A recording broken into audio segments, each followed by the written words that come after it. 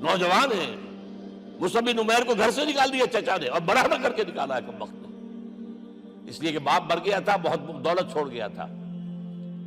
ماں نے بڑے ناز و نام میں پالا تھا. کہتے ہیں 200 درہم کا جوڑا اس کا بن کر آتا تھا شام سے، جیسے کبھی ہم کہتے تھے کہ پنڈت نہرو کے کپڑے جو ہے پیرس سے سل کر آتے ہیں. اور جہاں سے گزر جاتا تھا مصعب، کتنا اس نے لگایا ہوتا تھا عطر کے، پوری گلی جو ہے وہ خوشبو سے جو ہے بھر جاتی تھی.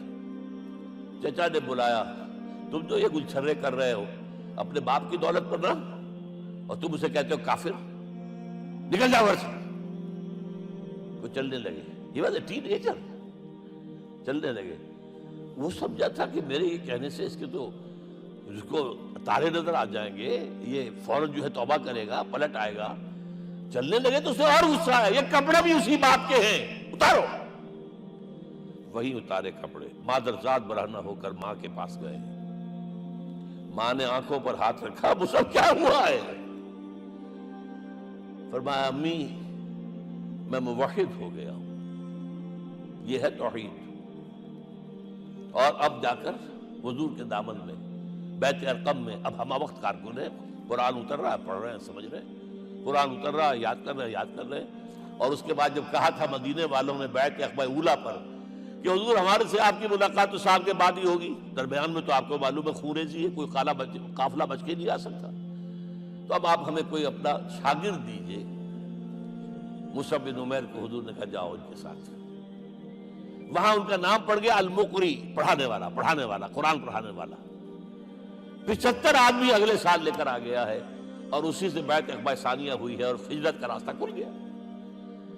اور اس کو ایک دفعہ حضور نے دیکھا، مسجد کے دروازے کے سامنے سے گزر رہا تھا مصعب، پھٹا ہوا کمبل تھا جسم پہ لپیٹا ہوا تھا.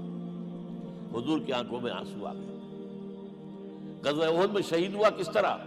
علم بردار تھا، ایک ہاتھ پر پار پڑا ہے، کٹ کے گر گیا، ایک ہاتھ سے تھاما، دوسرے پر بھی گر گیا، دونوں جو بچے ہوئے حصے تھے اس سے تھاما.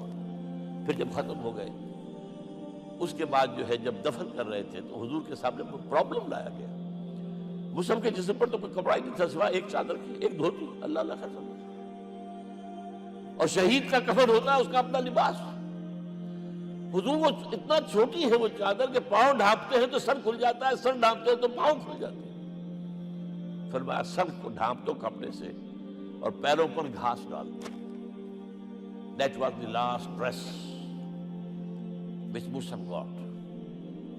تو یہ لوگ جو تھے محمد رسول اللہ والذین معہ، یہ ساتھی حضور کے جنہوں نے حضور کے مشن میں آپ کا ساتھ دیا. دین کی بات پھیلانا صدقہ جاریہ ہے. ثواب کی نیت سے ویڈیو کو شیئر ضرور کیجیے. جزاک اللہ.